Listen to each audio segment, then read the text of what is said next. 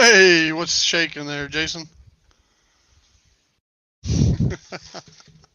Hello, Ethan Armitage, up in Lisle, Illinois. Hope everybody can hear me okay. Sound checks on my end worked out, but that doesn't mean it's broadcasting properly.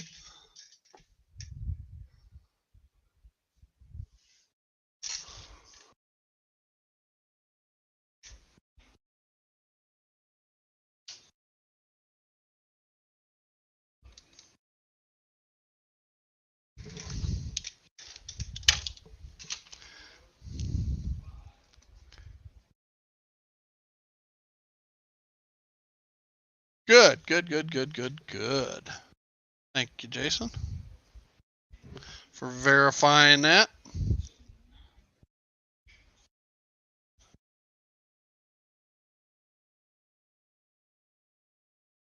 If you wonder what I'm doing, I can switch camera views. Should look somewhat familiar to you, Jason. Let's go to this view.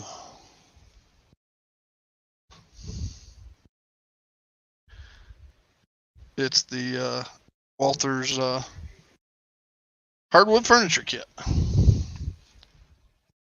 The full kit, not the back ground building. And I tell you what, I got a steal on this. It was on eBay for $39 with free shipping. Or best offer. So I offered the guy $30. And thinking we'd probably settle at 35. He took the 30 with the free shipping for the full kit. Couldn't believe it. And it turned out it was Caboose Hobbies out in Colorado, which I thought was out of business. They must just be doing stock liquidations or something. I don't know. Worked out for me.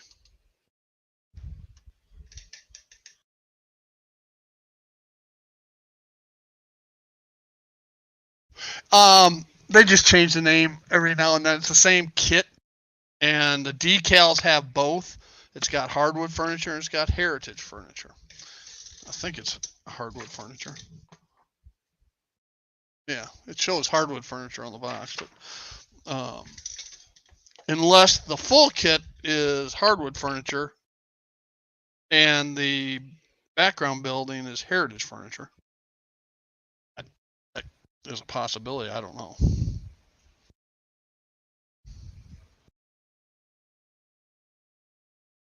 Yeah, I haven't decaled mine. This thing's been taking me forever. Of course, you know, I've been sick the last week. No, not the showstopper. Just sick.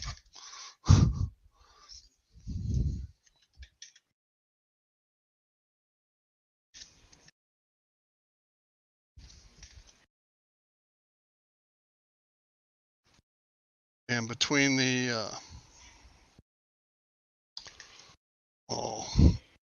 cutting mine up, bashing it, truncating it for the fitting over the staging yard, and then the multi-layers of painting that I've done to it, putty work and everything else. It's just been slow going. Which one are you doing now, Jason?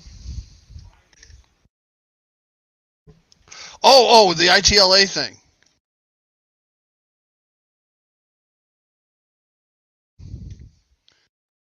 I've been tempted to try to do my own scratch built kit out of MDF.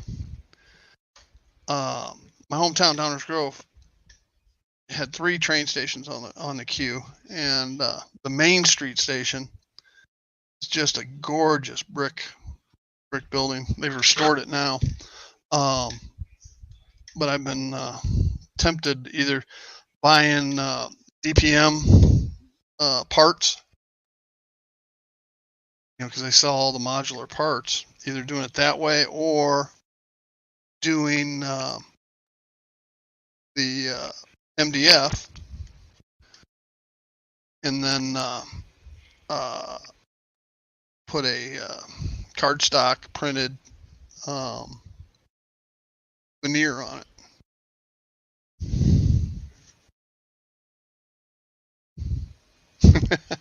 Yeah, you can't just buy one. You know, you got to buy multiples, right? As long as, especially if you got to pay shipping, because there's not going to be any more shipping that way. All right, where'd my other big windows go?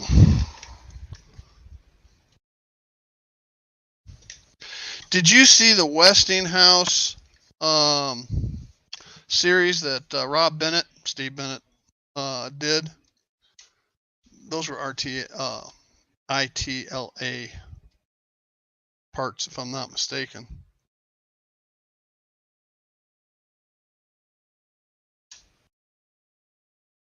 Ah.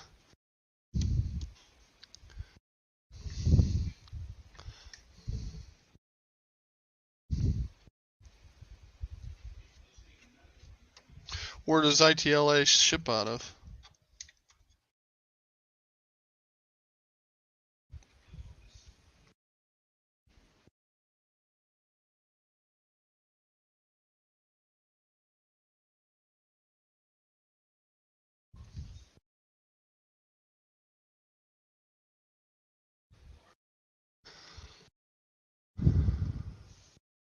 Oh, Toronto. Well, yeah, then expedited shipping, getting it through customs and stuff, might be well worth it.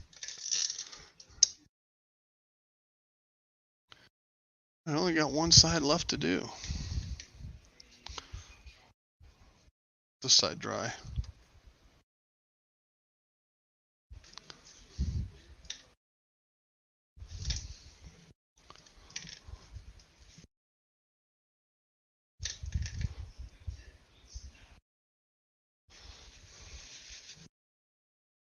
Oh, Sparky, how the hell are you?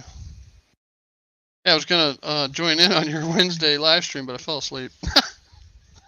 You know how us old farts are, especially when we've been sick all week. No, not the showstopper.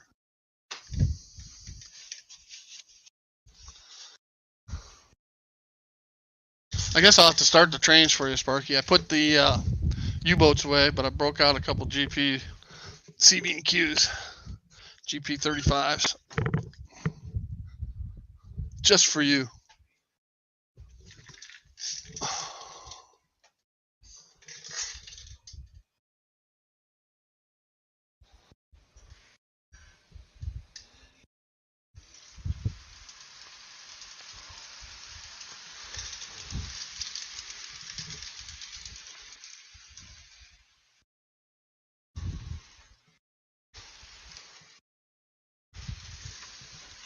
But I guess I'm. Ah, there you go. It's track lane time until you get intimidated from everything there is to do, right?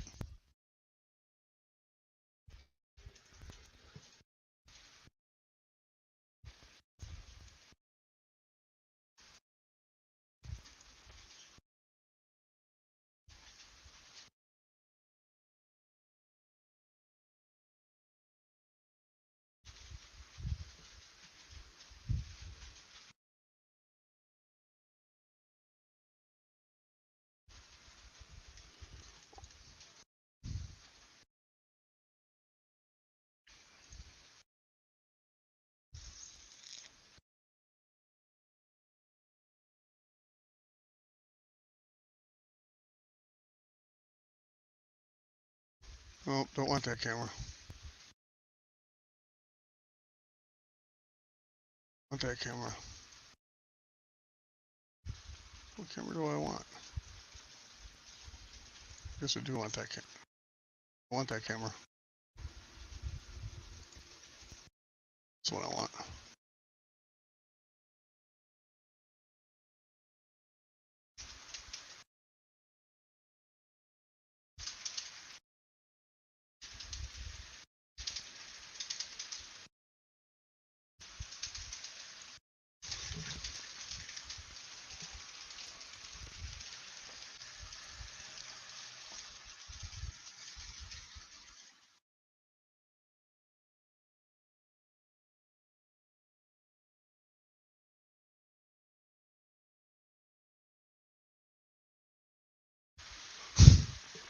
Didn't you know I'm magical, Sparky? I can hang from the ceiling. Here you go, Sparky.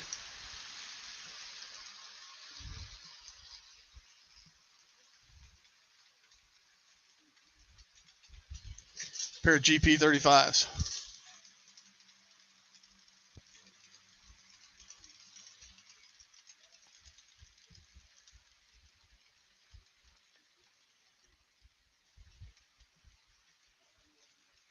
So if you're not going to use the micro engineering ladder system, Sparky, what are you going to do? Take some Atlas or Picos, Walthers, or whatever, and cut them down to compress them a little more? Because you can do that just as easy.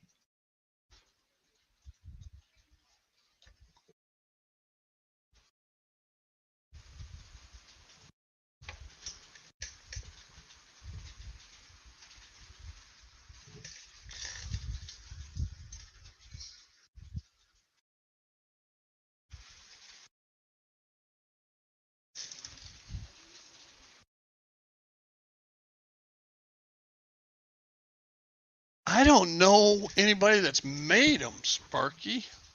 I haven't looked. I know you can get GP30s. You can get GP35s. You can get SD45s. Yeah, cut them down. Walters number 6s. Okay. I have never used any Walters switches. Back, in the old days, I just used to use Atlas because it was snap switches, and because that was what was readily available.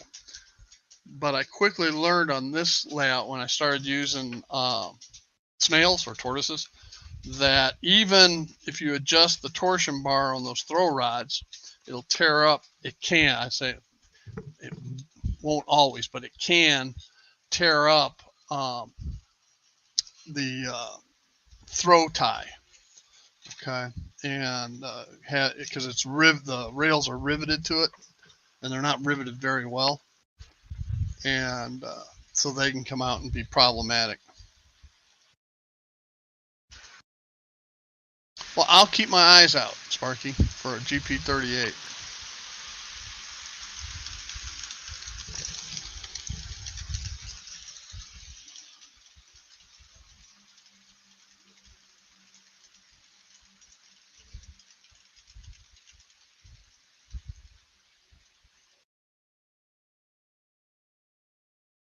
Anyway, so I went to Pico's,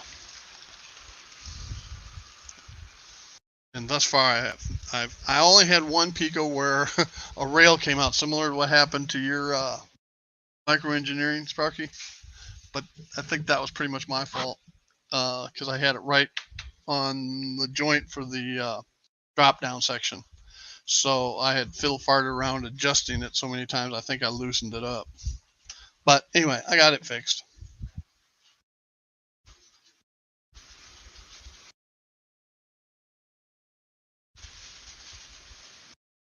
That'd be a good place for, I guess, as long as you had easy access to it.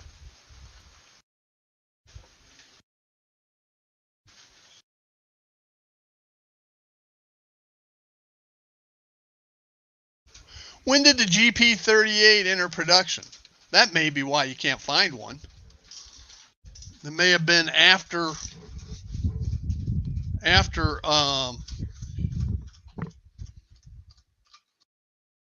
some serious track cleaning. Let me look that up because I'm betting, because what was it, 1970 was the Q Northern Pacific Great Northern merger.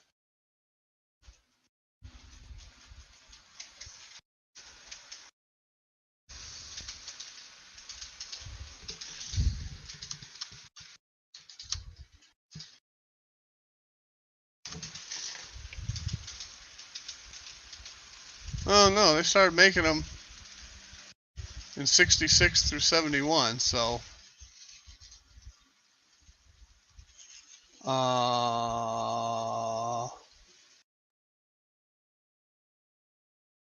but I'm not seeing. Hang on.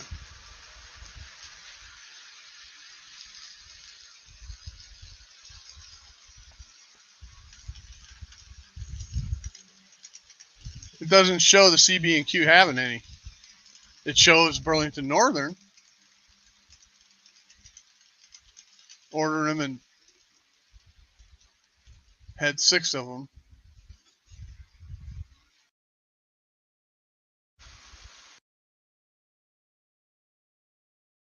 The reason you can't find them is because CB&Q didn't have any.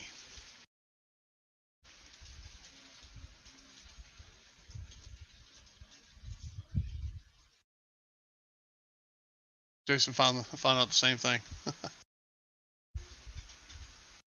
At 35s, let me see about 40s.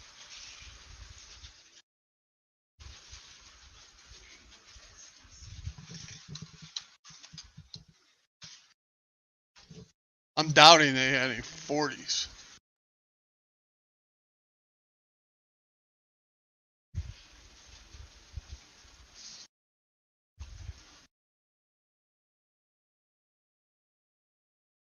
No, CB&Q had 40 of them.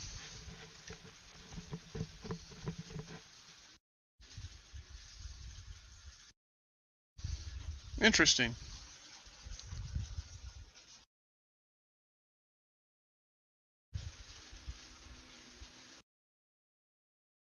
Interesting.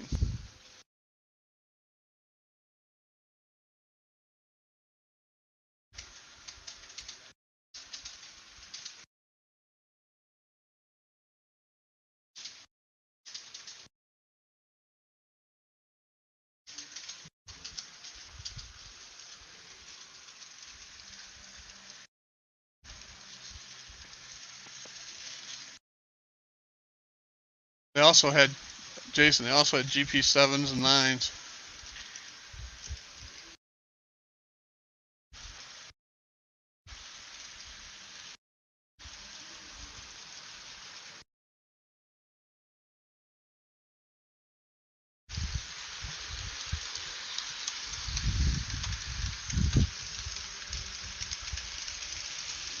Pretty sure anyway, because I remember seeing them as a kid.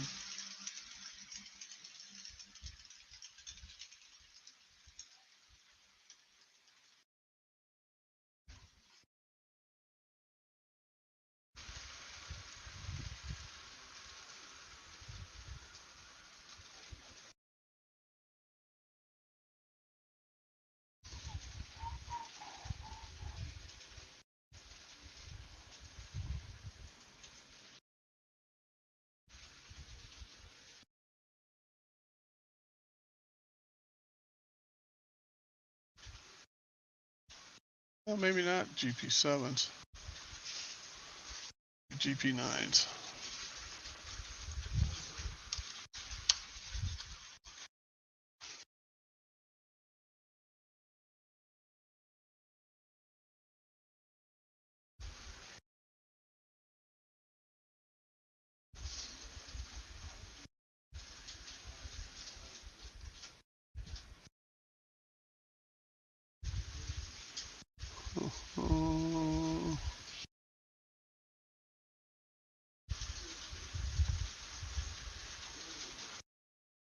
Shoot.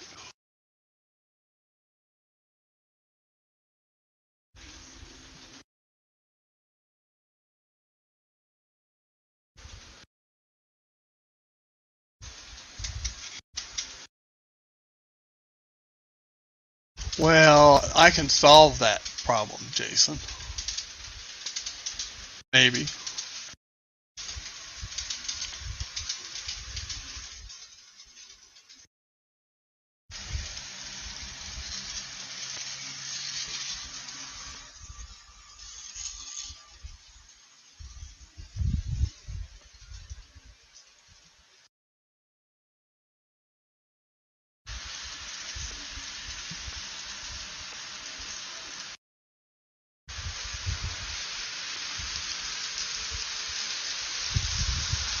Okay, you should be a moderator now.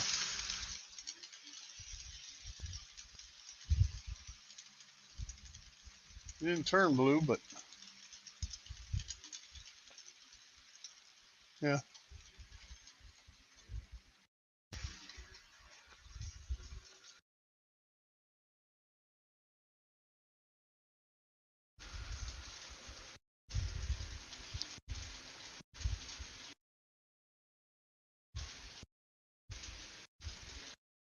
How come you didn't turn blue? Sparky's a moderator. I put you. I swear to God. Oh yeah, now you're blue. Okay, never mind. So now you can post a link.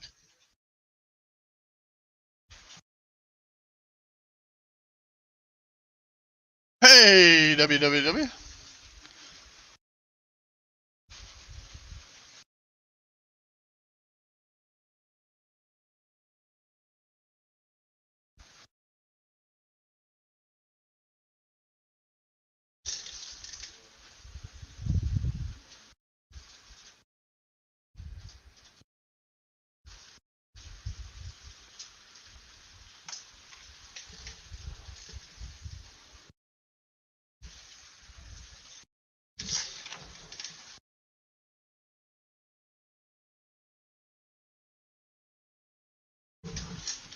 I keep forgetting Wigwag's name's Steven too.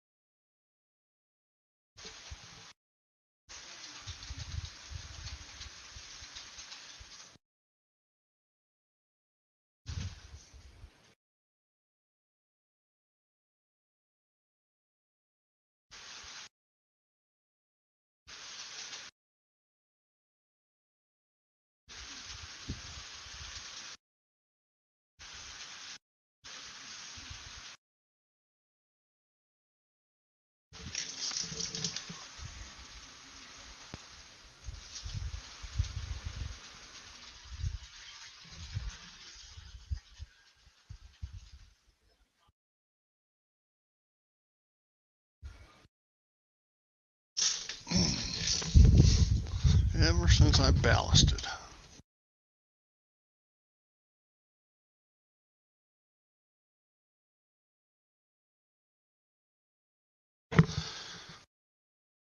That's why.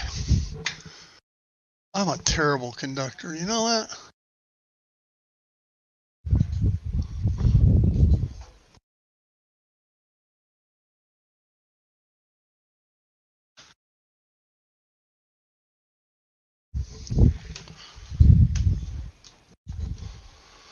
Terrible, terrible, terrible conductor.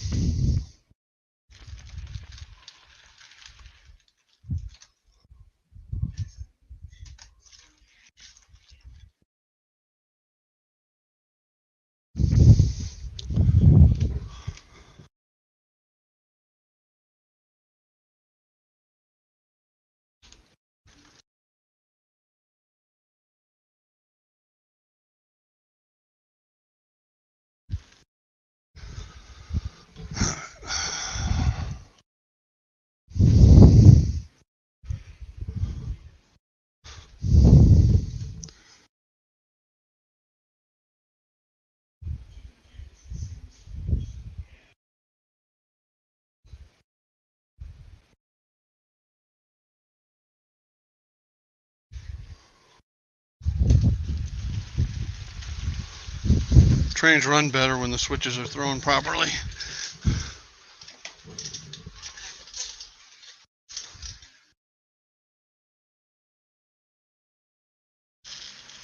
Hey, Dwight, how you doing?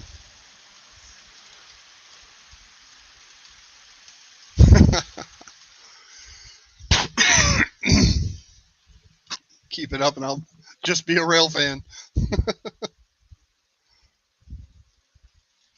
Well, it always happens when I try to get fancy. In case you didn't notice, the train's running the other direction now.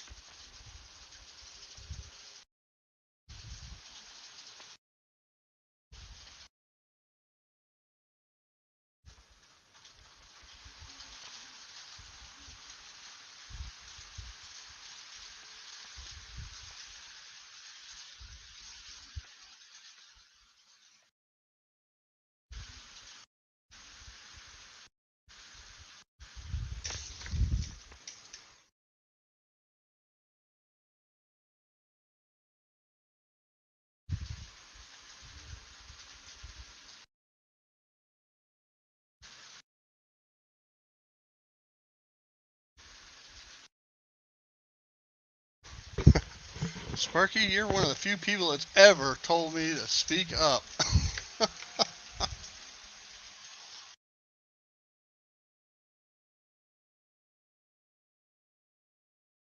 All right, Jason, we'll see you at the tracks.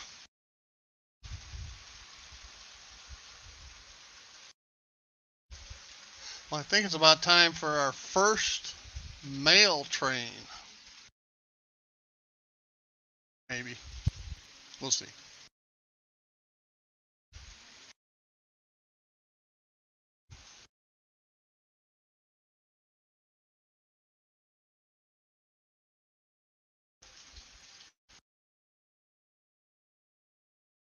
Let's see, our first mail train. This one.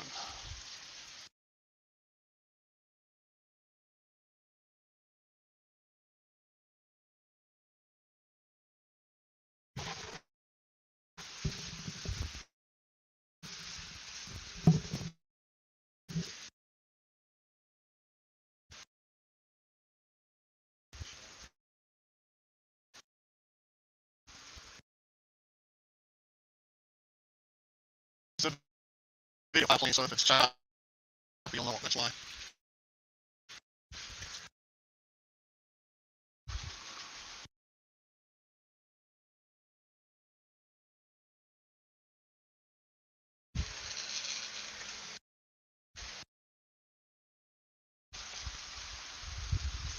Let's see, we have mail coming in on the city of Los Angeles, Union Pacific. It arrives in Chicago via the Chicago Northwestern. Pulls it from Council Bluffs, Iowa, into Chicago. Across Iowa, through Iowa, across northern Illinois, and into Chicago.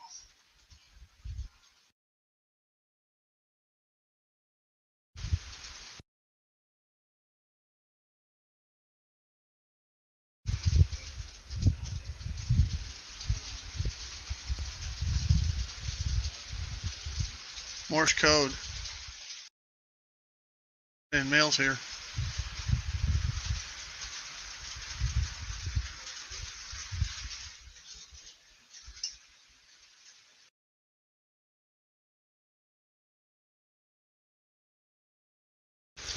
All right. So, let's see what we got from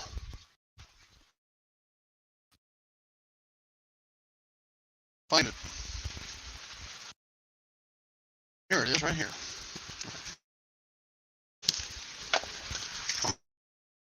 This came in from Alameda, California. That should have come in on the Zephyr.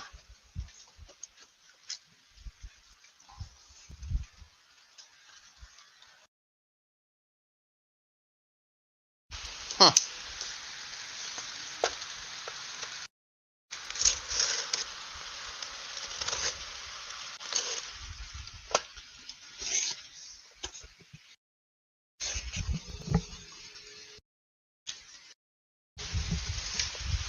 All right, so what do we got here?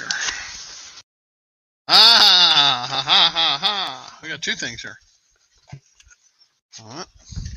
Now, as most of you realize, I am currently building Aurora.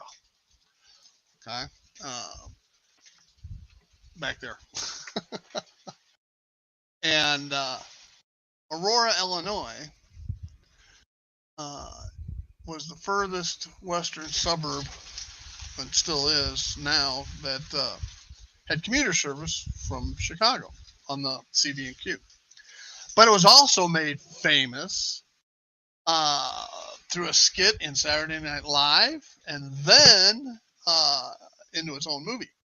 And many of us from my generation remember Wayne's World, Party On, Garth, all right, and the 1979 or 77 Pacer, AMC Pacer, okay, the Mirth-mobile. All right. So I got a 78 AMC Pacer. I got to paint it blue, but I also got the upside down flames that go on the side of the AMC Pacer, commonly referred to as the fish bowl back in the day. Why did I pick that town for? Because the Retirement Railroad represents the CB&Q primarily between Union Station and Aurora. Okay, so that's where my big yard is. The CB&Q yard is over there in Aurora. And then as I started to build the city, I said, I think it'd be kind of cool to have the Mirth-mobile. And I just happened to run a search and found that you could get a 187th scale AMC Pacer. So I ordered that. And then I saw where a guy was selling the decals to make it the Mirth-mobile. Oh, your brother lives there? Okay. I lived, probably 10 miles east of there, 10, 15 miles east of there, in Downers Grove. So I'm intimately familiar. The eastern part of Aurora, like between Illinois 59 and the Fox River, is called Fox Valley. All right. And that is roughly also where the Aurora Eola yard was. Okay. Which is represented in the video there. Not the video, but the picture there. So,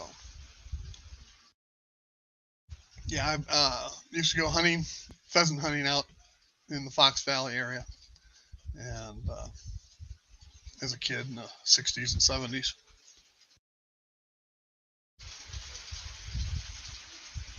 Oh yeah, got to get that afternoon nap in, Stephen.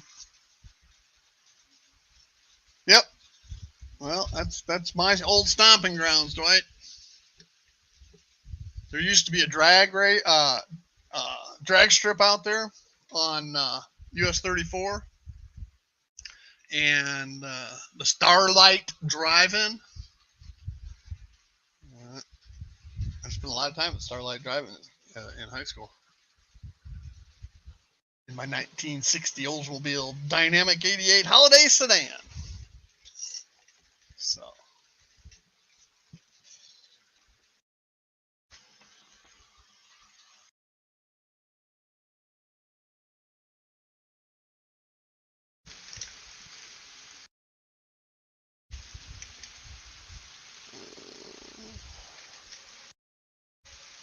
Yep, Oswego. And I don't know if it's still there, but down in the valley where 34 crossed over the Fox River, right down there, if you're heading west on 34 and then you cut north to go over the river and turn back west, right down there on the left-hand side after you cross the river, there used to be a sod house, okay, or at least a sod roof house there. Somebody, I think, told me that it got flooded out a few years back, but so yeah, I know Oswego well too.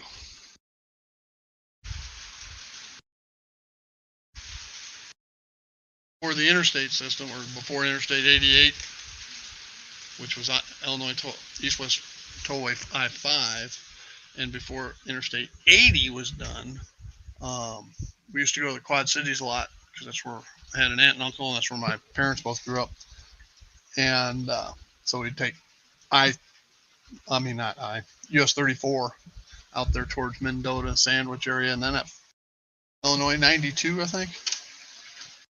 Quad Cities. Okay, cool.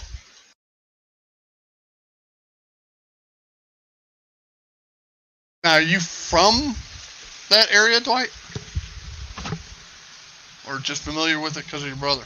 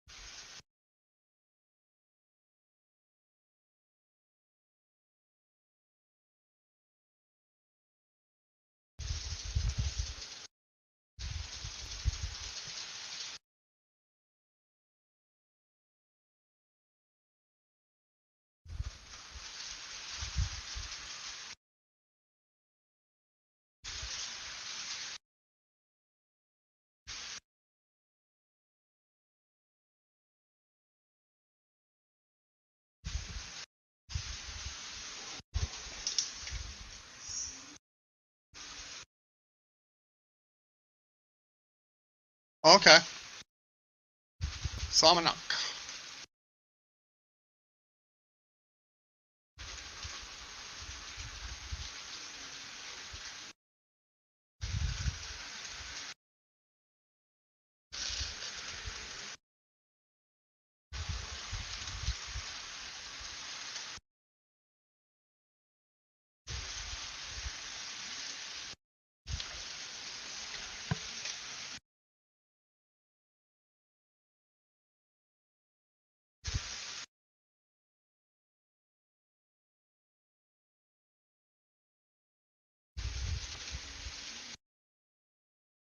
Lost everybody already. Hey, Jason's back. What's going on? Nada. What's happening with you? Right now there is nothing coming and nothing going that direction either. Well, that kind of sucks, huh? Yeah. So where I'm sitting at, I can see a pair of signals for trains that are going that direction. Uh-huh. And right now they're both dark. But also the track has a bend and then it goes straight. So I can literally see like 5 miles down the. Okay. So I'll be able to see a headlight here, hopefully here in a little bit. Maybe catch us a train today. Who knows? Oh, okay, Dwight. All right. There used to be a restaurant, a fancy one, on the west side of Naperville, pretty close to where I-34 and 59 cross. The official name was the Manor at Willoway, but everybody just called it Willoway Manor. It was out in that general vicinity too, a little east of the drag strip and driving. Arnold Palmer, mini golf and batting cages right there too. So I didn't realize Dwight and I had so much in common. Well, Dwight, I think said he has a son that lives not too far from me. Wow. Well, I used to have an aunt and uncle that didn't live too far from me, up in Fairfield Bay. Yep, that's not far at all. That's maybe an hour and a half drive. Yeah. We used to drive down to Heber Springs and or Gers Ferry. Yeah. Heber is like a 45-minute drive depending on traffic. Heber is where the dam is, right? Yes. Gers Ferry is where the straits is between the two parts of the lake. Yeah, the Narrows. Right. Yeah, because on the other side of that you have Higdon. Higdon's in that area too. I almost bought. Higdon or Edgemont? I thought it was Edgewood or Edgemont. Edgemont's up there. So Higdon was originally one of the towns that got flooded when they dammed up the river. Okay. And so it's like now the town of Higdon is like New Higdon, but it's still just called Higdon. Okay. I almost ended up buying a plot of land there and was looking at possibly moving a mobile home out there for a lake house, but it didn't come to fruition. So that's what they did. Yeah, I mean, they grew all through me growing up and everything. They lived in Rock Island, Illinois, and in the '60s, when that development was just starting out, they bought 2 pieces of land there in Fairfield Bay. They ended up selling one, making enough profit on it to put the mobile home on the other one, so that when they retired a few years later, they were ready to go. Yeah, it's crazy how like the housing here in Arkansas is so cheap compared to like the rest of the U.S. is like Arkansas is like a retirement destination. You wouldn't think that. You know, it used to be cheap here. 5 years ago, I bought my house for $175,000. There's one with an identical floor plan that isn't even on the lake. All right, It's listed right now for $410,000. Yeah, nuts. I mean, absolutely nuts. And see, that's what people do. So you go and sell your house. You know, say your house, $400,000, right? So you sell your house for $400,000. You go buy roughly the exact same house elsewhere for $150,000. You've got $350,000 just to sit on. 250 or 250,000. Sorry. I want you to be my I want you to be my banker. Yeah, that's right. So throw that in a savings account, draw some interest on it, and along with your retirement pension, I mean, you can't go wrong. The problem is finding that $150,000 house, even $250,000 house, okay, to replace it with at a place that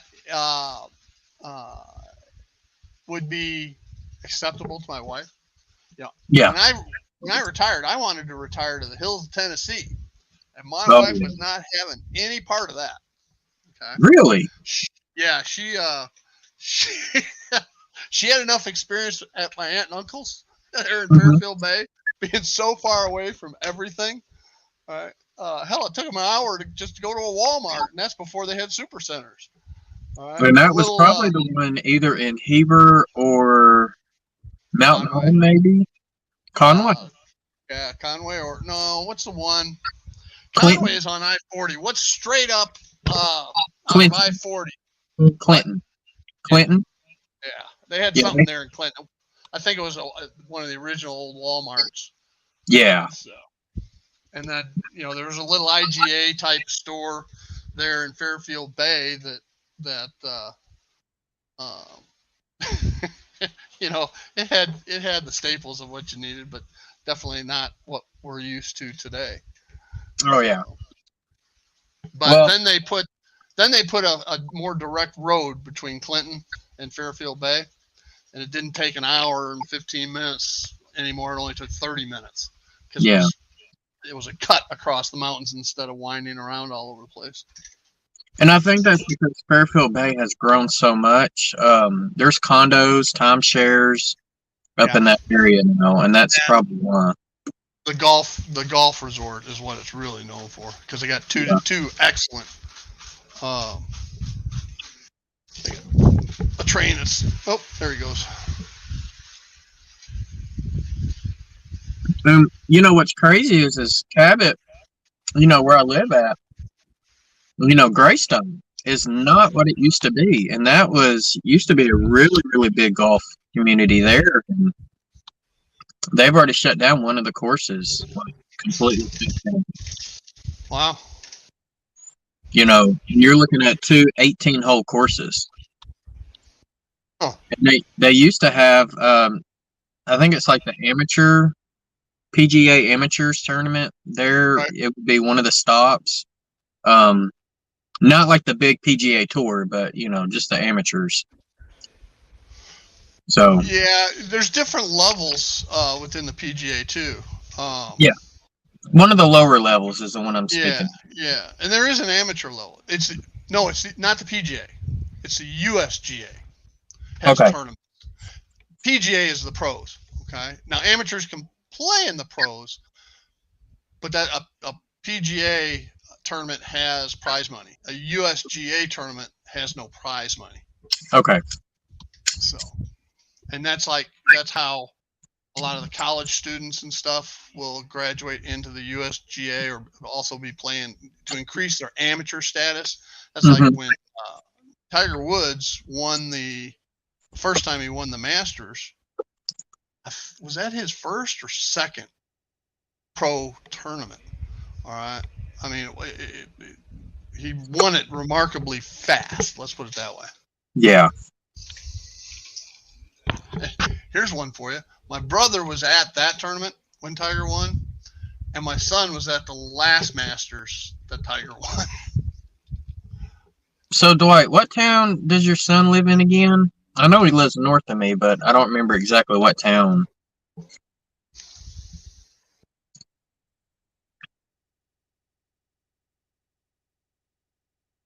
And see, there's been a few others in the community that have been through this area. Joe Rader used to work at the Air Force Base. Uh-huh. I think Dwayne from Dwayne's Fork and Spoon used to work at the Air Force Base here. Well, my mom was born up northeast Arkansas in Hoxie. Yeah, I know where Hoxie's at. Because Marston, Missouri didn't have a hospital back in the mid-20s. So, Hoxie is pretty much a blink and you miss it. Now it's Walnut Ridge. Hey, Linton.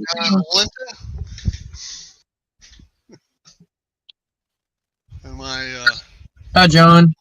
My light bleed critic keeps me honest. So, John, have you started your train shed yet? First of all, have you closed on the property yet?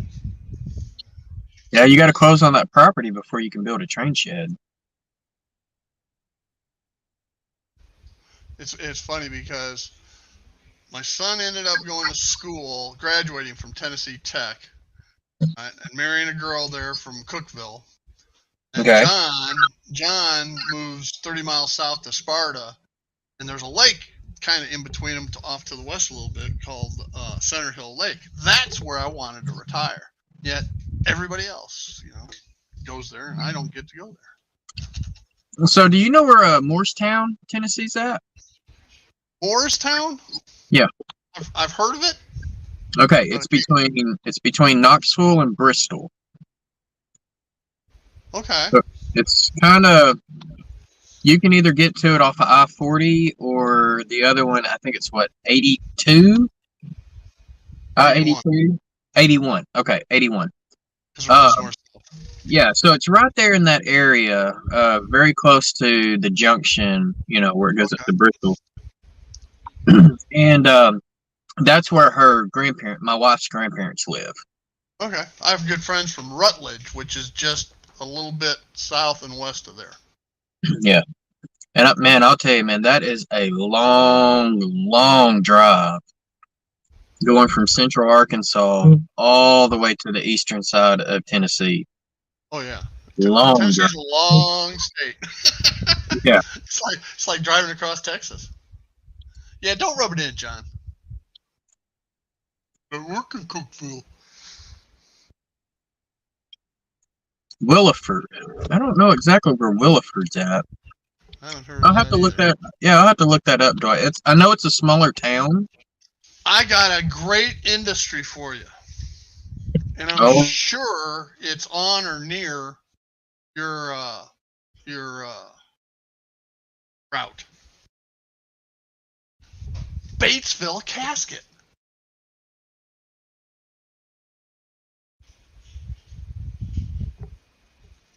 Did I lose you? Oh, I got you twice now. yeah. I hit the wrong button. You can click on the other one and hit remove, and it'll go away. There it goes. Like that? Yeah. Yeah. Batesville Casket. Batesville Casket Company out of Mississippi. Yeah, but don't they have a plant there in Batesville, Arkansas? No. No. Well, you could tell it. You know, if you wouldn't have said that, you could have told everybody they did. Nobody would have known the difference. So that's actually where my wife's room is, Batesville. Oh, okay. No, they don't. No, the casket company is out of Mississippi. I've seen that too. I just originally the first time I ever saw a Batesville casket truck was when I driving whatever the road that goes Jonesboro down to Batesville, down to where you're at. Mm-hmm. That is eventually going to be 67, 167. It's eventually going to be 57. Yeah. Extension from Sykeston down. Yeah. Yeah. Sykeston. What does it do? Sykeston, Poplar Bluff, and then drop down. So they've already got it all the way up to Walnut Ridge or Hoxie. Uh-huh. They just got to get it from there to the Missouri state line. Does Missouri have their section done? Yeah. It's all done. Okay. All right. All the way to St. Louis. Then go through St. Louis. Or It upper cuts across at Sykeston to Cairo, Illinois. Okay, yeah. Somewhere up that way. Trust me, I know these things. And see, they're supposed to be doing I-69 as well, but I haven't seen anything on that. Kentucky's got most of theirs done. I think the stumbling block is Tennessee. There's a little bit of it already done around the Memphis outer area. Yes, part of the old loop. When we lived in Collierville, just as we were moving, they were opening that up. All right, but from there up through like Martinsville, and up from there into towards Paducah or Henderson, Kentucky, along the west side of Fort Campbell. That's the part they don't have done. Yeah. And then there was part of it in Mississippi that cuts down towards Tunica, Olive Branch and Tunica. Most of that was done last time I checked. Okay. I know it's supposed to cross somewhere, the Mississippi, close to where the Arkansas intersects with it, the rivers, into southeast Arkansas, and it kind of takes more like a western, and then it dives south into Louisiana. Okay. But they haven't done any of that as far as I know. Hey, as long as I've got this section on, we are going to do another quick mail call because I missed your first one. What'd you get? What did I got a 78 AMC Pacer. Now, why would I need a Pacer, Jason? This is before your time, really. Not only the model number, but the reference. I don't know if you can see it, that camera or not. Let me change cameras. Who makes it? This is made by Motormax. Okay.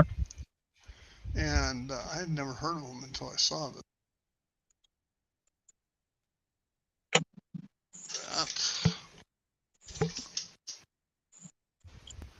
Okay. I gotta paint it. Yeah. I gotta paint it powder blue. There you go. Right, and then I gotta add these decals, which are like fire, but I gotta put them on upside down. Flames. Like flames. Yeah, flames. But I got to put them on upside down. Do you know what that would represent? That you blew the motor up. Nope. It's before your time. Wayne's World. Wayne's World. Oh, yes. Okay. Party on, Garth. The Mirthmobile. And since I'm building Aurora, and Wayne's World takes place in Aurora, I gotta have a Mirthmobile. Yeah, you gotta have that. Even though it's out of my era. But that's okay.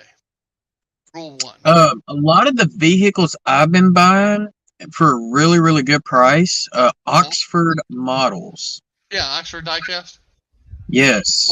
Yeah, they're about they range anywhere from $9.95 to $11.95 typically.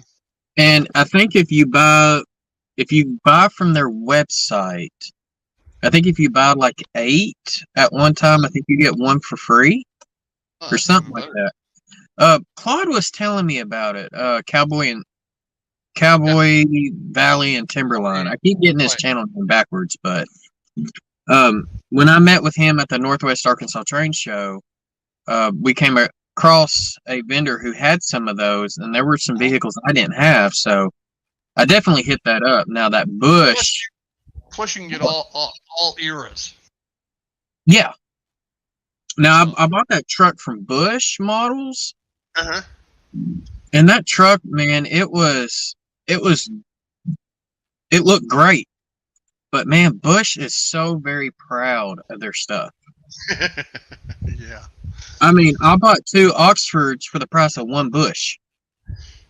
Have you ever priced out the Rapido bus, HO bus, 1960s bus? It's like $60. Yeah, it's too modern for what I'm doing, anyways. So I'm doing 58. So it's a 1960. Yeah. When I was, but they had it painted like the Chicago CTA, which was the draw for me. But I'm not. I need multiples, and I'm not paying that price for multiples. Right. No, I got me. I did get me a Greyhound bus. Pretty recently, someone custom did it because, from my understanding, the company that made the buses put either Los Angeles or New York on them, and he put Dallas. He took off the nameplate and put Dallas on it, so I ended up getting that. Oh, okay, that's cool. Okay, we'll do another quick mail call. The package has already been opened, but I wanted to show it off anyway. So no female call, right? No what? No female call? No female call. Oh, you said male. It took me a second. All right, I'm old. Give me a break. Wah, wah, wah. Where's that noisemaker of that Ray Bobel? Ray. Yeah, Ray's. That thing cracks me up every time.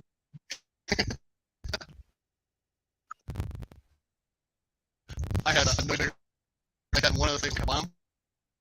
I had the office one day. I threw it over the cubicle. And the produce buyer's cubicle. He came glued. You can't get sound. That's okay.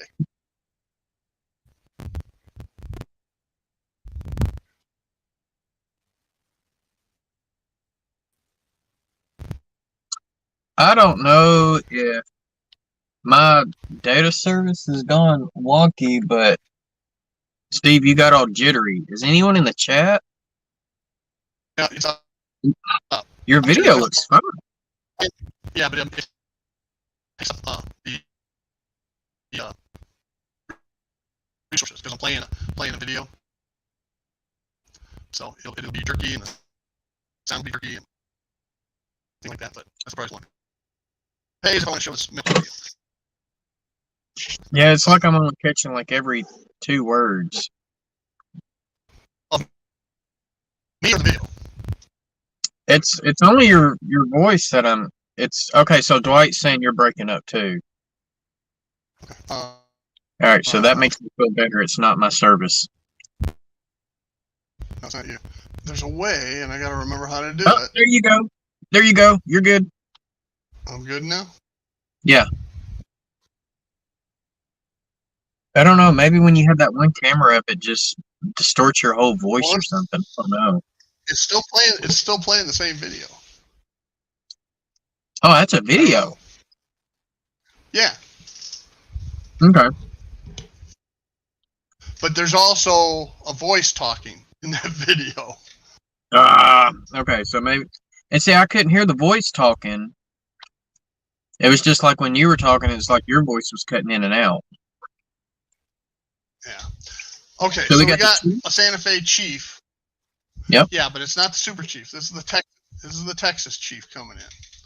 The Texas Chief ran up from Texas through Oklahoma, Kansas City, and then across to Chicago. All right, so the Chief has already been. All right, now you're breaking up again. Okay, I know it. Hang on.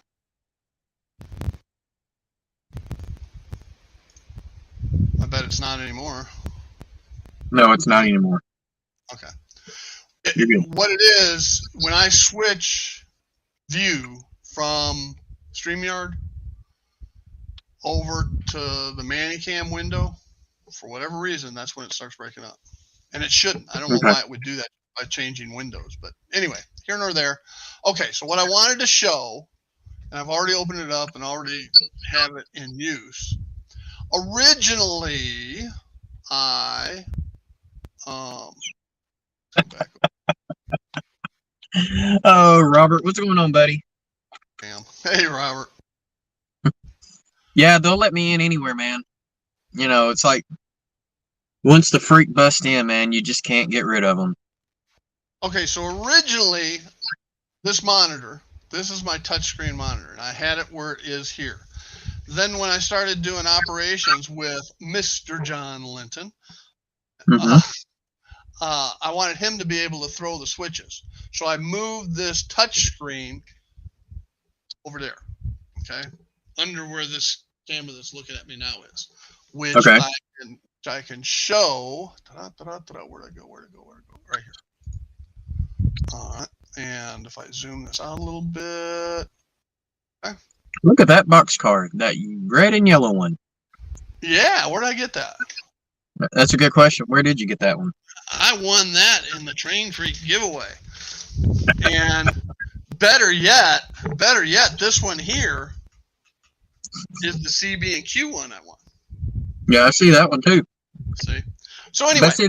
The CB&Q one don't stand out though. It's brown. Yeah, I know. The yellow one is gaudy. I gotta do some serious weathering on that car. Good luck. Yeah, oh well. So anyway, okay. With John moving, you know, I started playing with things, and I went and I got me a Kindle. Okay. And I'm holding it. Okay. And this is the 8-inch Kindle, and I put Engine Driver on it. But I do not use it as a throttle. There's a web application within Engine Driver where I can get to the JMRI panels. So I have my switch panel on here. Yes. And I can throw all my switches from the Kindle, just like and you can also do the same thing with an Operations Pro, from my understanding. I haven't done it yet, where you can build your trains from the tablet. Yes, you can do anything on JMRI. All right, you can do off of the anything you can do on Engine Driver, and Y throttle works too for Apple products. So yes, you can do that as well. I haven't done that. I can do that and will do that on the bigger one. Anyway, This is the original one I got, the 8-inch. So when I found out it worked, I went ahead and got a 10-inch version. Okay. And if somebody's working the Yola yard here, all right, I can just expand it out and make it easier for them to identify what to throw. Okay. And then the smaller one can go over for the other yard, the Van Buren Street yard. So, okay. And in that fashion, I get my touchscreen back at my desk. I have the 47-inch monitor with the remote mouse that can be used. All right. And then the 2 Kindles. So, it would be awful crowded in here to have to use all of those, but at least it gives me the versatility, which is what I really was looking for. So now, one of the things that I'm wanting to figure out on that is pulling up the switch list. Okay. And having each tablet, because I'm building this layout, to allow, 4 or 5 people to operate. Right. And instead of printing all these switch lists and stuff out all the time, wasting paper, wasting toner, or ink, depending on what printer you have at home, I'm wanting it to where I can have it all mobile. Okay.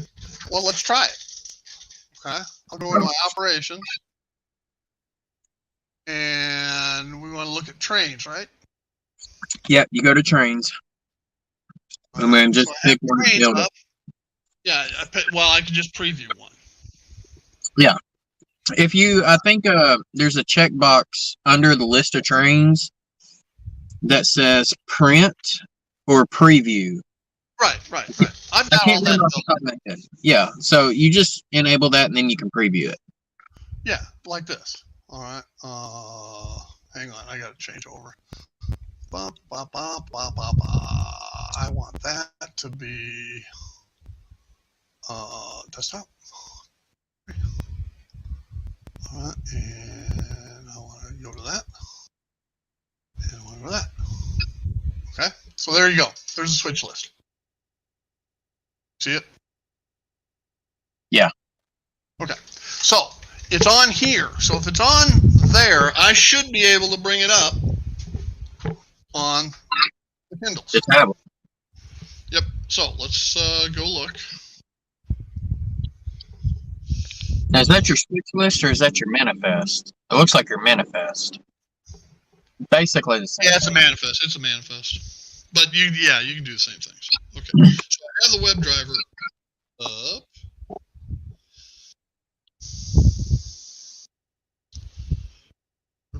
Tables. Panels. I'm going to look at panels. Show panels. It's got to be a table, right?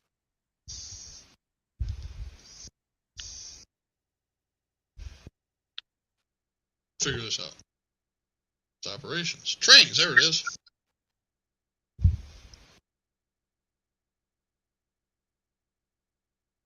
So, okay. Show all trains.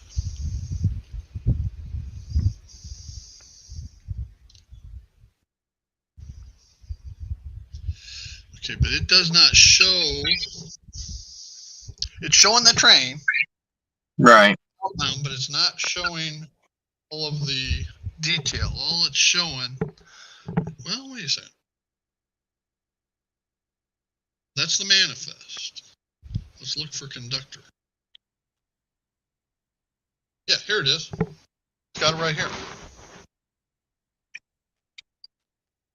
All right. Let me find. I can't see it because you're. Yeah, hang on. I'll check. I'll change. Let's go back to this one.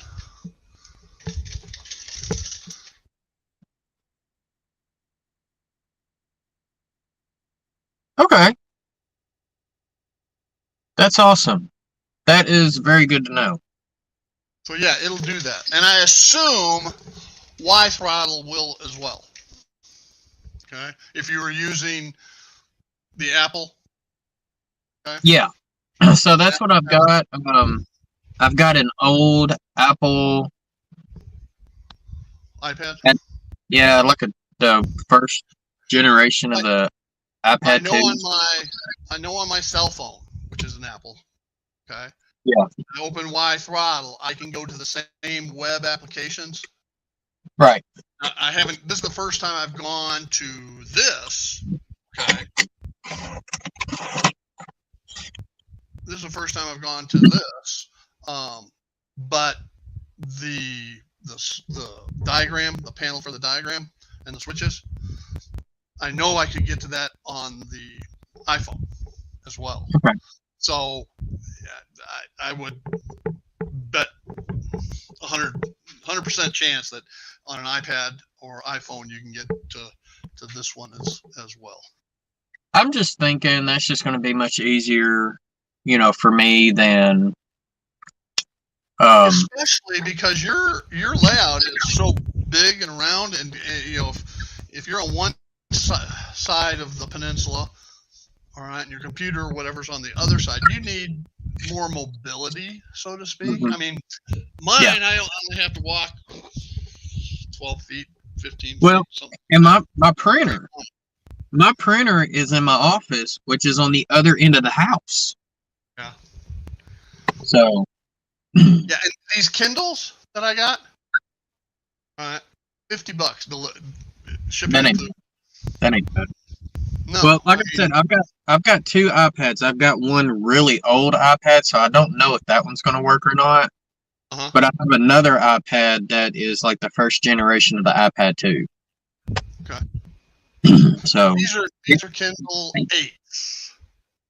Okay. Generation or newer. Okay, which I think the bigger one is even newer than that. I got this little one I'm going to make a mounting, and I don't have a good camera to actually show it. Hang on. So one of the things I did on my manifest that I see that you. Oh, you're breaking up again. Maybe it's me. I don't know. I'm going to do a mounting that just hangs on the side like this. Gotcha. So that I have it. This one will be mobile. The other one will be on that articulated mount over there. So I got 2 things. So Arthur Houston 3 took the waybill boxes and broke out the wood that separates the little waybill bins. Uh-huh. And he uses it to hold the clipboards for their switchless manifest. I'm sure you could do the same thing with the tablets, possibly. Sure. I'm just going to make a thing that hangs. All right. But the second thing I got for you is, so one of the things that I did on my switch list or manifest is I went into the formatting options of it, and I made it to where instead of it's all black and white, I did all the pickups are green, all the setouts are red, and then local moves I did in blue. Oh, okay. And it makes it a whole lot. Easier. Yeah. Because I find myself looking at the wrong list because you got the pickups and setouts. Yeah. If you're going to a specific location, like a transfer between my 2 yards, you got the setouts and the pickups, right? And they blend together there, and having them different color like that, it would be advantageous. So there's a lot of tweaking stuff I need to do. There's so much stuff I need to do. It's funny. I don't think it's on this Friday's episode that I'm doing on the Operations Pro series, but it's on next week's. It's under the advanced settings. And then you can even go, Robert Flying Crow actually showed me this one that you can go in and add a logo. So he has the KCS logo on his. I've got the Cotton Belt logo on mine. Right. I can put the CBQ, the Burlington route on mine if I wanted. I already looked at that. I already looked at doing that. I haven't done it, but I've looked at it. I've been busy doing too many other things. Robert's like, get a dot matrix. Yeah, I was ignoring that comment. I could easily get my hands on one. I've got a friend who owns a copy repair company, so he's the one who actually gave me my little copier I've got. It's a Kyocera.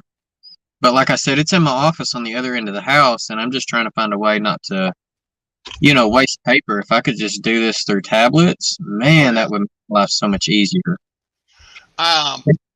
When this monitor touchscreen was over on the other side, I just had it up there and would toggle the window back and forth and do it there, and not. I gave up on printing because I was going through so much paper. Yeah. Yeah.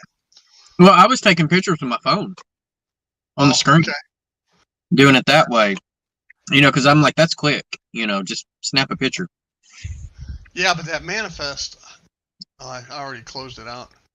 I thought it had a place where you could check things off. Mine does. Okay. It's in the print options. So if you're no, I'm talking about on the like touchscreen where you could. Oh, gotcha. Check it off. I'm not sure. I thought I saw it. That's a good question. I don't know. Who messaged me?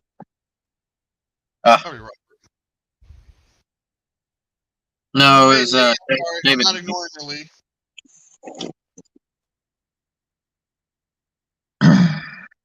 So anyway, that was another one of my update mail calls that I've done. I've changed things around again.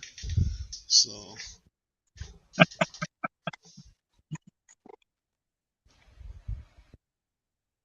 Modern people. That's us, Robert. Time to get with the times, Robert. Time to get with the times, man. When I was a kid, we didn't even dream of our model railroads being able to do this. I mean, I know I'm the younger generation, but even when I got a train set, I mean, was operations really a thing back in the 80s? Yeah. Or the 90s, I mean.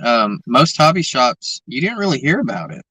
No, but the serious model railroaders back in the day did operations. Okay. Not necessarily to the extent that is done today, because of course it's been way refined. And I'm not sure the railroads were designed for operations. They were designed more for rail fanning. Well, not only rail fanning, but prototypical. Okay? Yeah. They would take existing track plans a lot of times and work off of those, and selective compression. But when you think of those track plans, I mean, I know your layout's a circle, but if you got staging in the middle, if you have staging in the middle of your circle, it's fine. Because you're still operating your layout on a point-to-point basis. It's like you've got two staging areas, but it's one staging yard.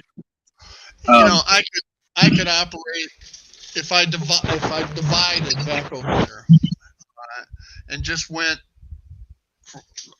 this way around. Yeah.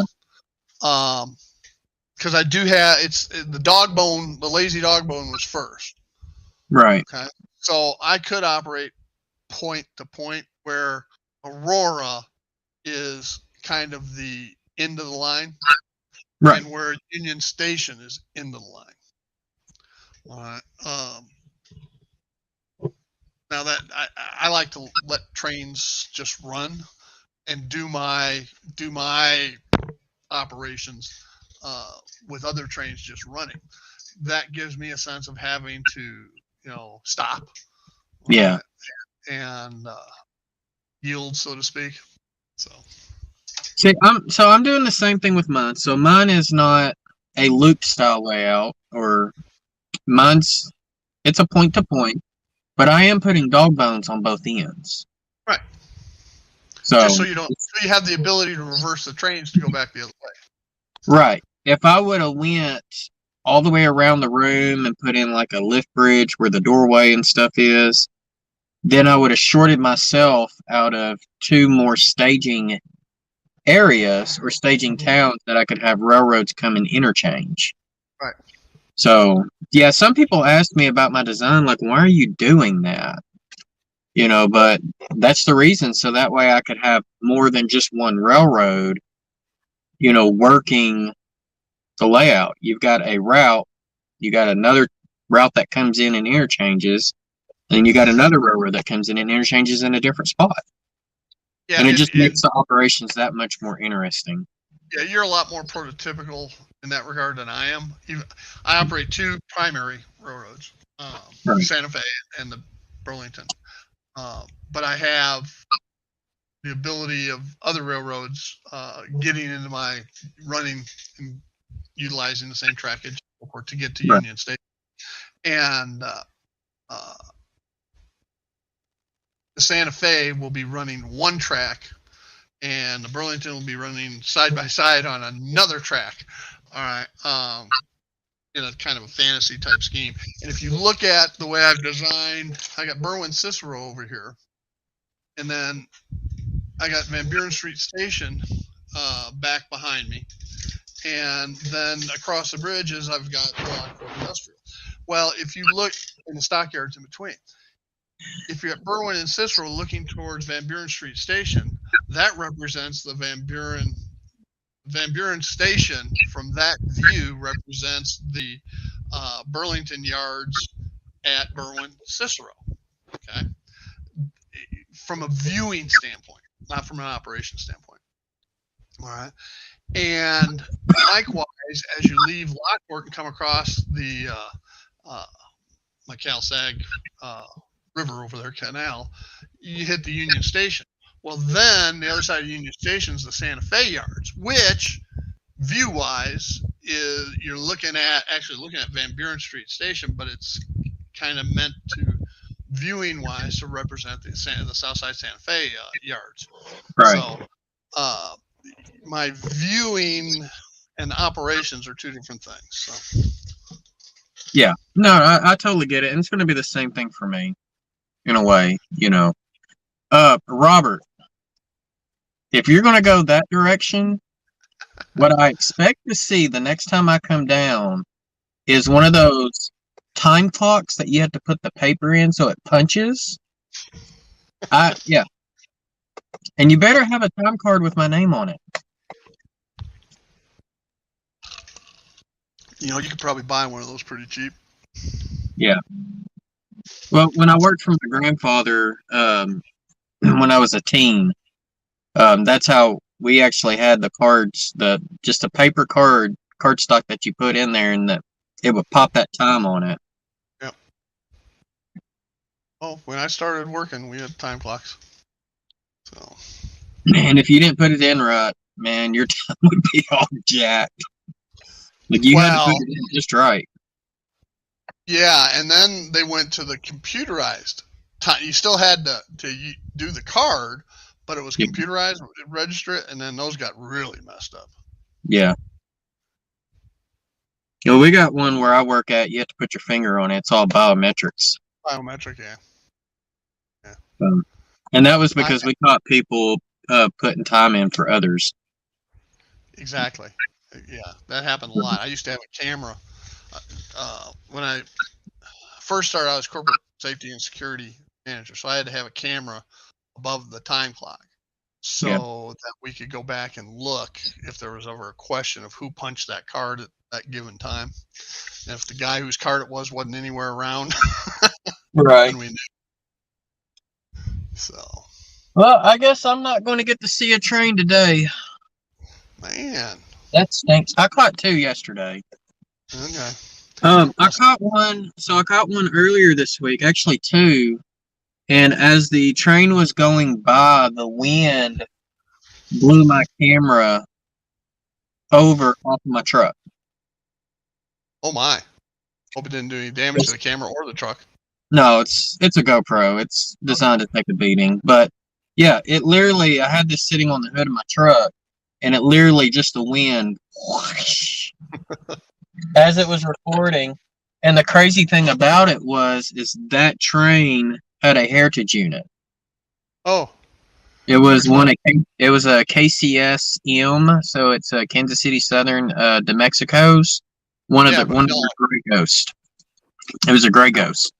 I swear to God, if I find a decent white KCS GP or SD, I'm gonna hire somebody to paint a red maple leaf on and send it to Robert. Well, hey, Jack, I think has a KCS White Ghost layout or look on his layout, which is, I don't know. I didn't really think Jack would have anything that old on his layout.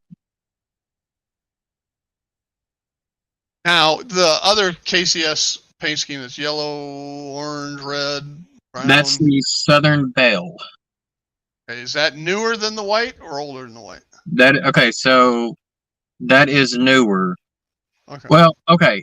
The one that they have today, the black one, with the red and yellow stripes, that's the Southern Belle. I have a few of those.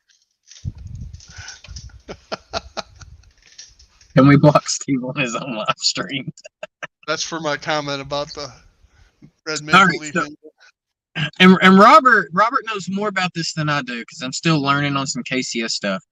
They had solid red engines, or predominantly red engines and black engines, and I think that was mostly on their F unit. So those would have been the earlier colors. Then they had solid white. Then they went to gray. See, they were just evolving into the Canadian colors. And then went to a red, black, yellow, like all combined. Right. And then that's what they have today. And I haven't seen any of the Canadian Pacific units here yet. You like that, Steve? Hi. Welcome. The reason you're looking at the side of my head, you know, if you prefer the other camera view, we can give you the other camera view, Steve, which is that one for today. No, we can look at the back of the head. Yeah, because the one that looks at the front of my head is looking down at my desk right now. So.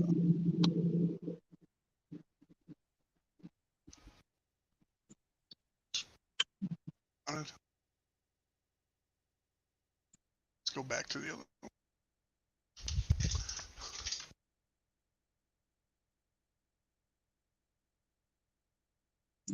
Oh man, it's that time already. Well, yeah, I had it going, Steve, for an hour. I decided to let it rest a little bit. But I can get another one going.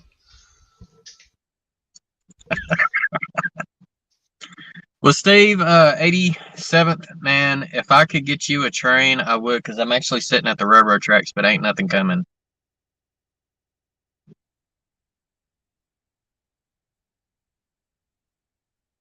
Okay. So there you go. Yep. So they had the Belle, and then now they have the Southern Belle. So where did the passenger service go between? Was it between Kansas City and where? I would have been somewhere in Texas. El Paso, maybe? Out west? I would have thought Houston, maybe. I thought it was just up north, south. I don't know. Unless they went down to Laredo. Well, they did go to, well, they also went to Shreveport, too, which is where Robert's from. Right. And even the Cotton Belt went to Shreveport. Okay. Kansas City, Port Arthur. Okay. All right. East of Houston. All right. Right on the Texas line. All right. Yeah.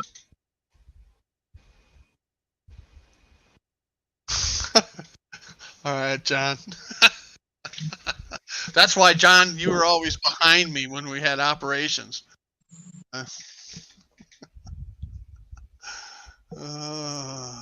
Me and Rodney Dangerfield, no respect.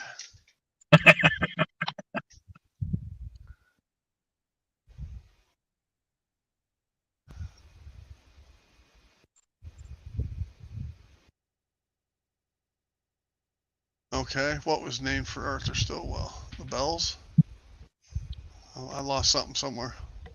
Oh, Port Arthur? Oh, okay. Was named for Arthur Stillwell. All right. That makes sense.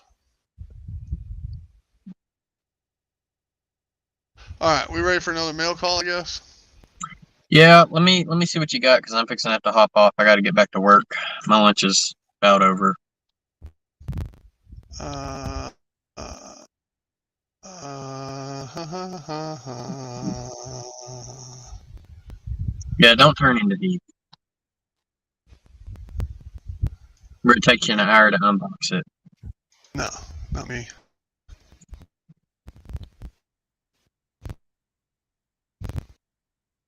I can mute this.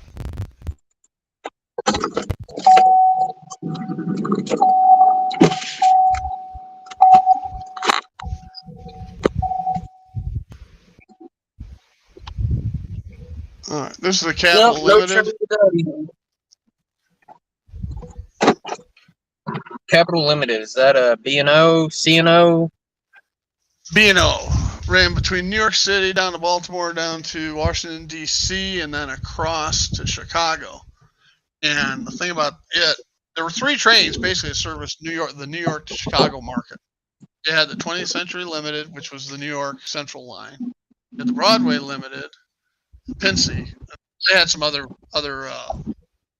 trains as well, the General and so forth. But and then you had the Capital City Limited. Well, the Capital City Limited was a longer, more mountainous route.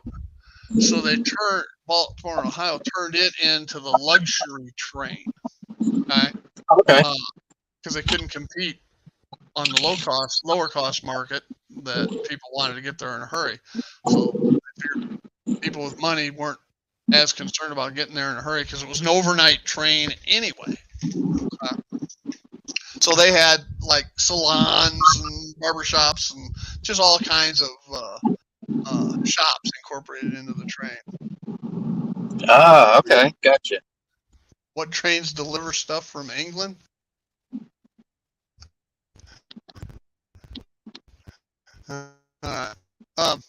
Actually, in that situation, or what trains deliver from Norway, whatever port you're breaking up on us again, Steve. Okay, now I shouldn't be. It's whatever port the item comes into, and then I use the train from that port. If that makes sense. So, like something coming out of Hong Kong, I could put on any number of trains for the purposes of the mail call. I could put it on the North Coast Limited. I could put it on the California Zephyr. I could put it on the City of LA. I could put it on the Santa Fe Super Chief. If I had a Rock Island Empire Builder, I could put it on that. Or Golden State, Rock Island Golden State Rocket. I could put it on that. I don't have that one yet. So anyway.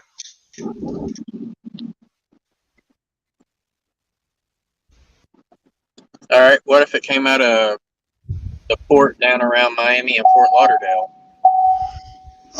I would have to interline that with Atlantic Coastline. What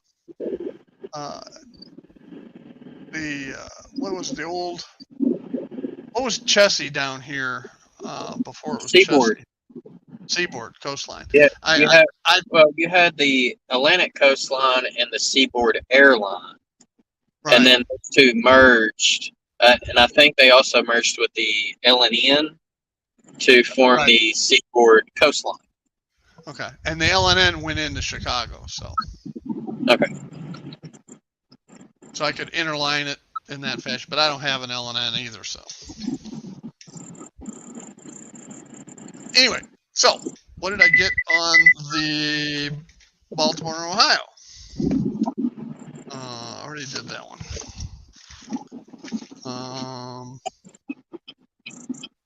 So this one came through the port around New York City then? This one actually came from Bordentown, New Jersey, thus the Capital Limited. Oh, well, that's perfect.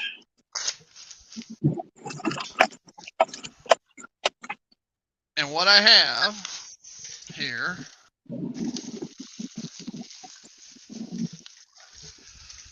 it is a transformer. Transformer? Yeah, but it's a 16-volt AC transformer. Okay. Dang, I was hoping for Optimus Prime. But what it is for is I have a smoke unit that I've had for a number of months. Wrong way. All right. I Full remember on. you were saying it's going to go in one of the industries you just put in. Well, I haven't put it in yet. I haven't built it, but it's the brewery. Yeah, the brewery. All right, that's what it's for.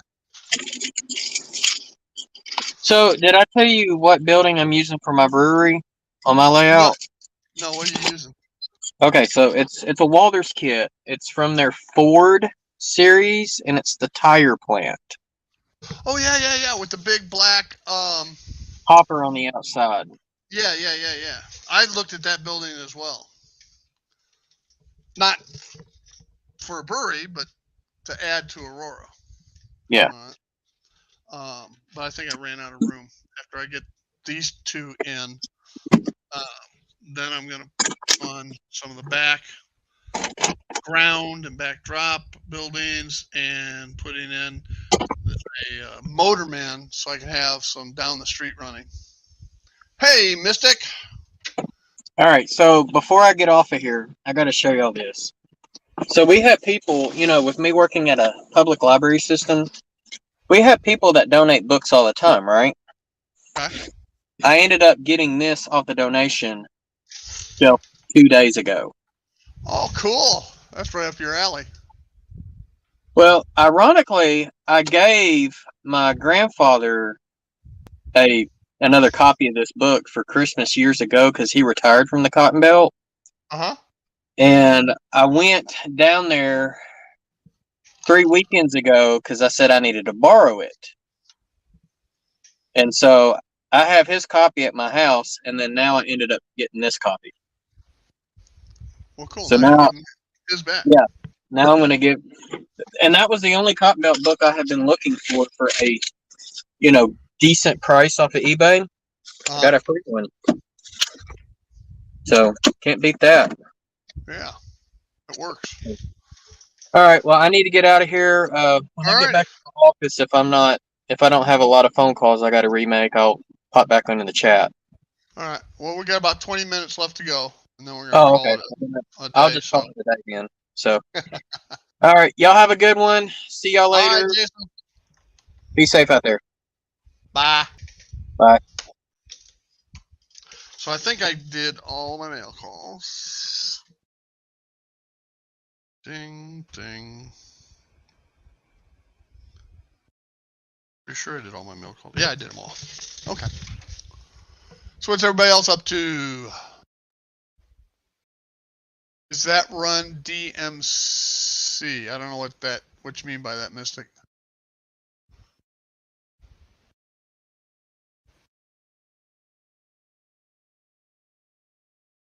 Oh, Robert's gone too. Bye, Robert. He's probably already gone.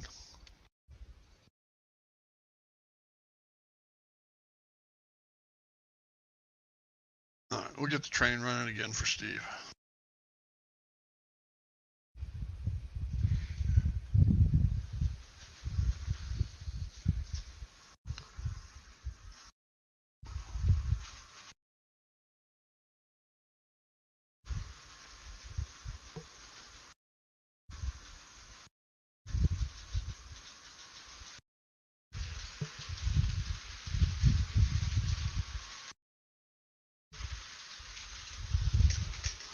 All right, got that one going.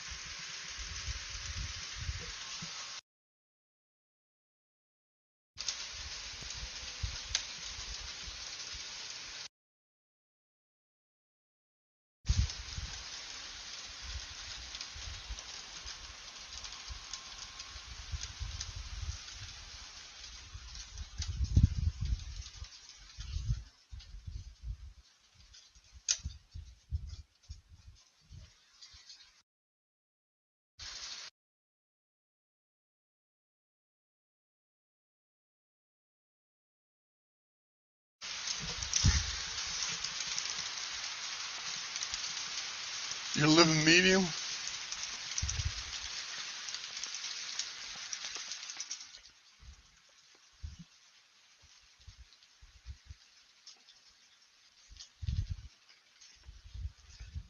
Lee.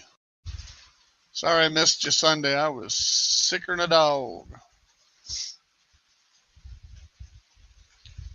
Oh, the patches on my hat is the Cumbres and Toltec.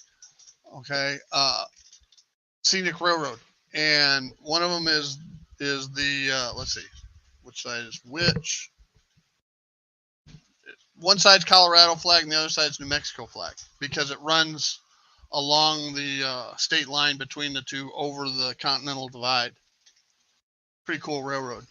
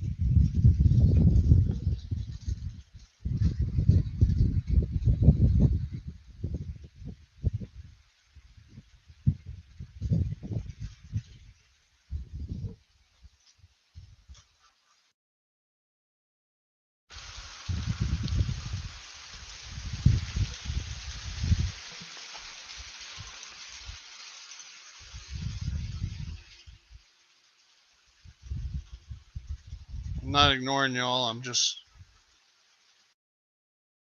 moving the train.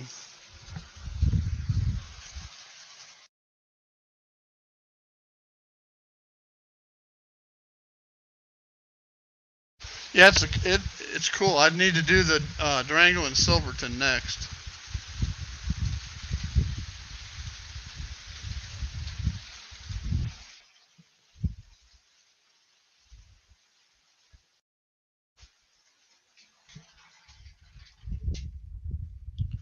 Well, that didn't work out so pissy well.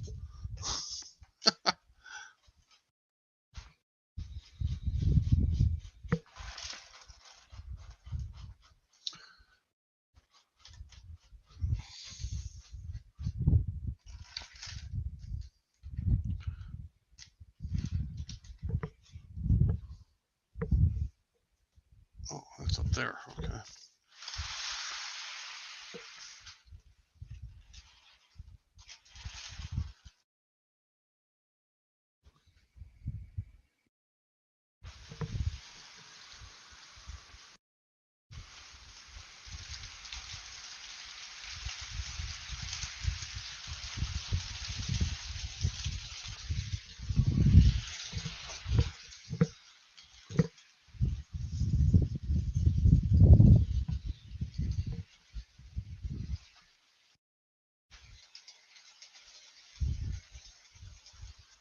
All right. I think I got them set right.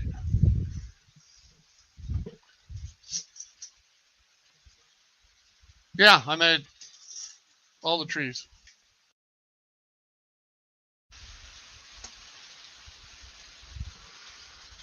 Some of them are from, like this one is made from branches, just twigs that I found, and then used either batting. I've used batting. I've used cotton balls, expanded out, a number of different things. Lichen. Uh, that one looks to be batting. And these over here are made from weeds, dried weeds. And any organic thing that I've used, I cook 200 degrees for an hour. That kills. Well, why am I losing?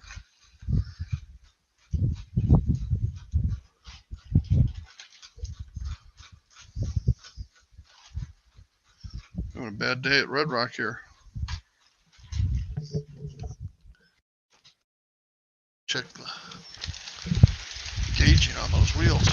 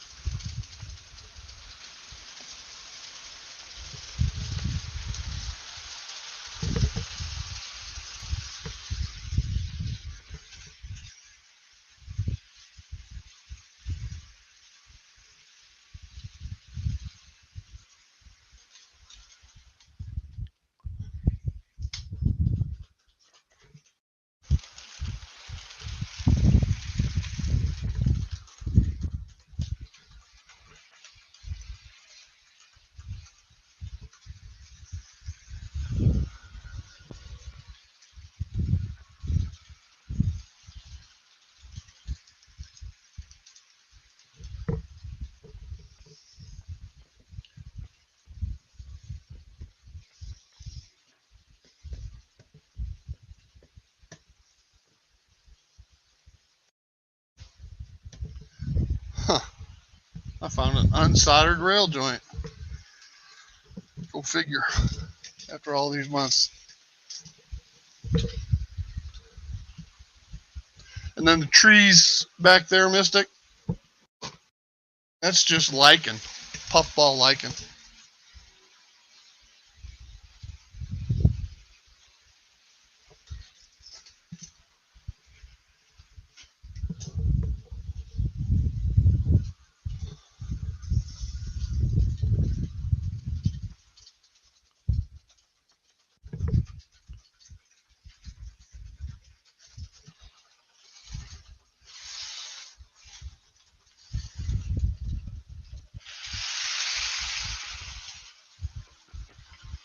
Ooh, this is a wobbler.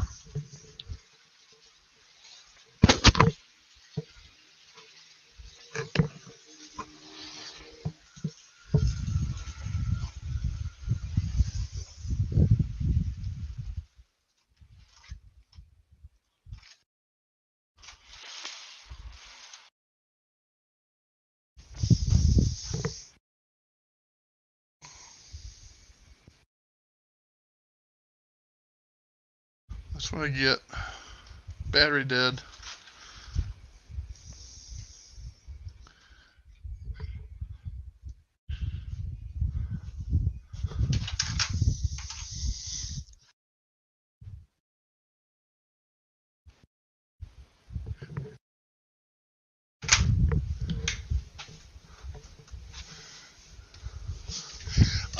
Actually, I think these weed ones, and what I did with those, I found these weeds in a certain time of the year that are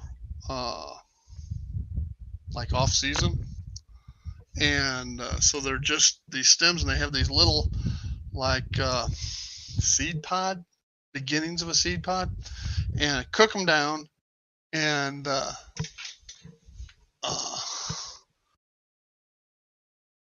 cook them down. And then I use some Woodland Scenics clump foliage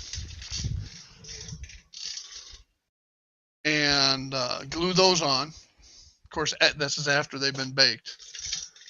Okay. And um,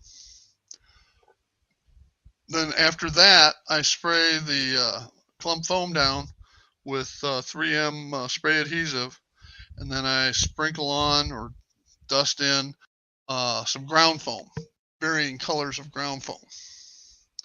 I think they've turned out best. But all that said and done, I still think probably the Super Trees are the best deal out there.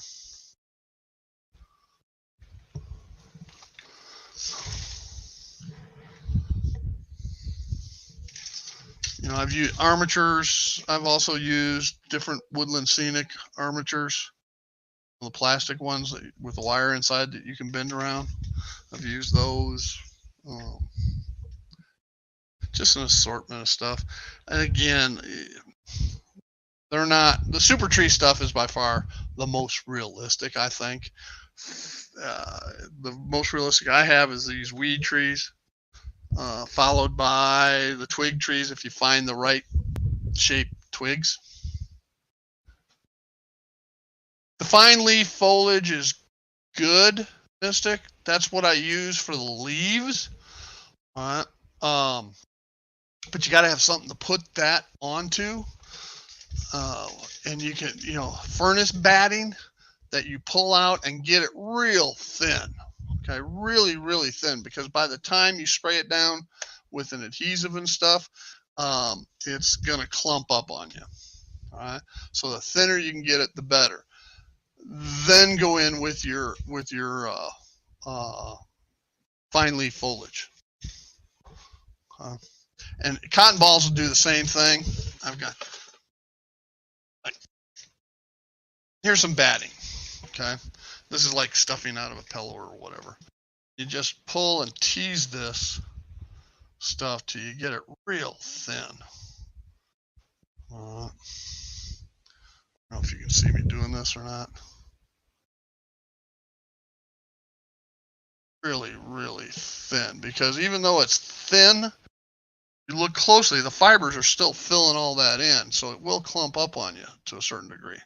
And don't worry about it looking too thin, because once you start putting on that fine leaf foliage, it won't look thin anymore. Okay? So you get it like that, and then you put this weaved onto your armature with the branches. Spray it down with an adhesive, and I've tried the Gorilla Glue spray adhesive. Extremely disappointed with it. Okay, so I have since switched to the Super 77, 3M Super 77,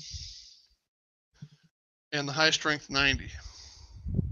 And I haven't worked with either of these enough to tell you which is better. I would assume the High Strength 90 is better, but it's a hell of a lot more expensive than a Super 70.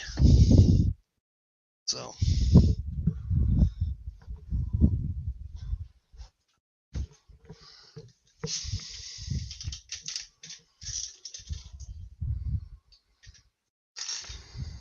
with that, folks, we are at my 2-hour limit, as Lee well knows.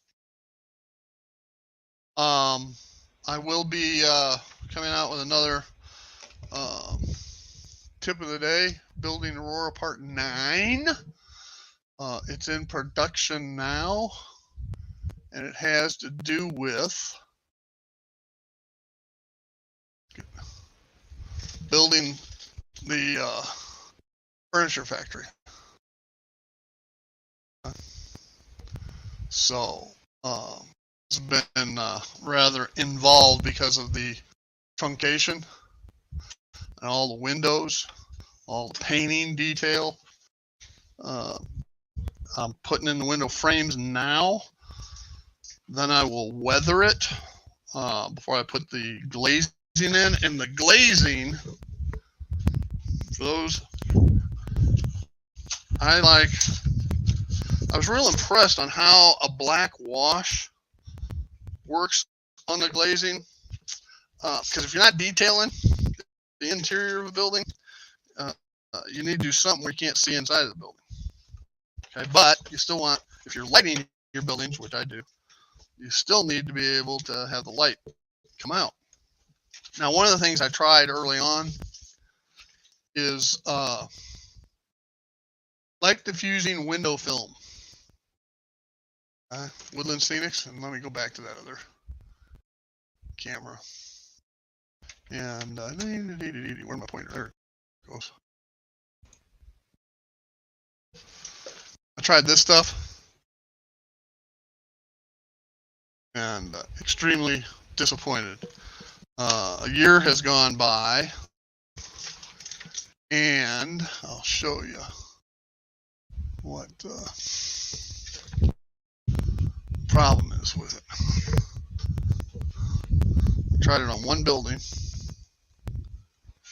That was my meat packing plant. And it has since, you can tell right there, come unattached, where you can now see inside of the building. So I'm not thrilled on that product. You can take overhead acetate from the old overhead projectors, right? Or just take the glazing that comes with the kit, and that's what I'm doing on this furniture factory. Take the glazing that comes with the kit and just put a satin matte clear coat on it, okay? And that will diffuse it down enough. Well, there goes a tree.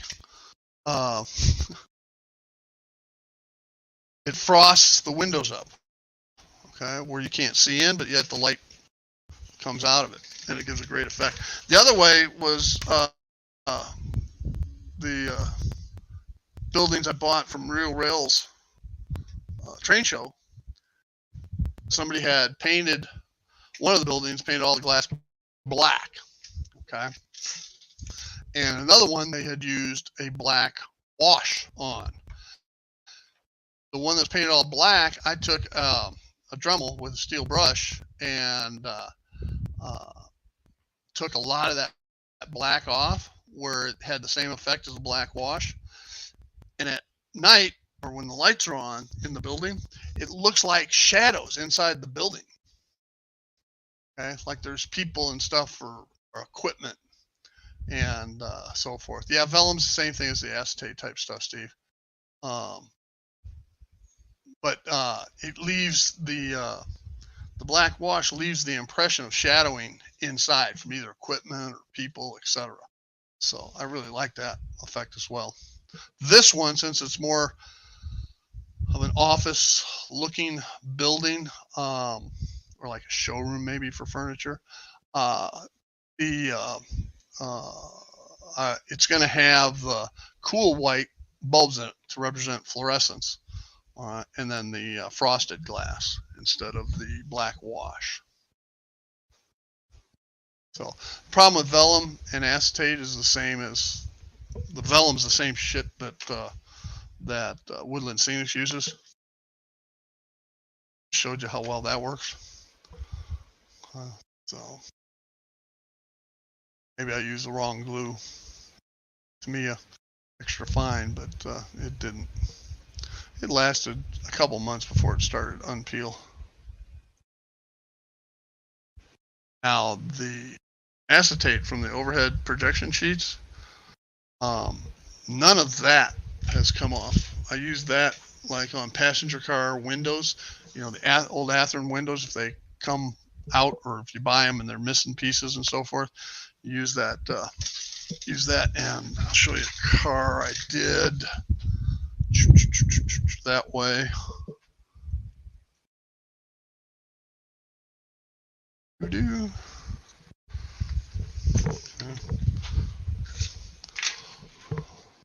It's heavyweight car, overhead sheets. Been like that 8-9 months now. So no hint of it separating, delaminating, or whatever you want to call it.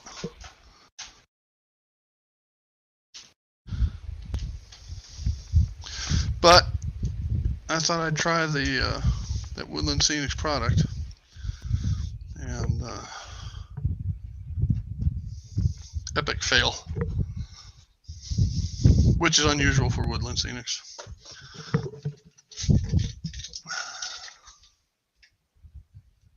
Yeah, you know, like Pico switches come in a kind of almost like a blister pack type plastic sheet. All right, you know, you can use that kind of stuff. Any that kind of stuff works. But this, like I said, this building here that I'm working on, the furniture, hardwood furniture, is going to be frosted glass. So anyway, with that, I am now over my 2 hours. Oh my God. Thanks, Lee. I'll be there Sunday. You know, if I'm moving, if I'm kicking, I'll be there. So make sure you send me the link. So hey, I want to thank you all for joining me today here at the Retirement Railroad Matinee Modeling. And I say I'll have an update on Aurora and this furniture factory and so forth, probably over the weekend sometime. Anyway, well, thank you again. All have a great day. Bye. Thanks again, Lee.